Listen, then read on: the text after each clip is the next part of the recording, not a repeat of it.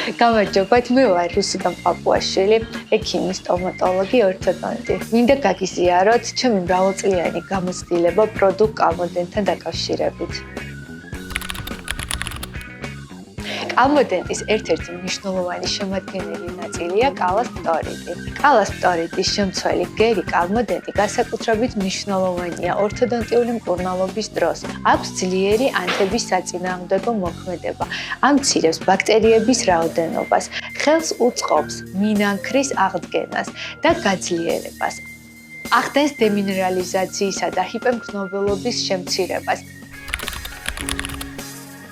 პირის ღრუს ყოველდღიური წმენდის შემდეგ კბილის ჯაგრისზე ვათავსებთ, გელის მცირე რაოდენობას და 1 წუთის განმავლობაში ვიხეხავთ.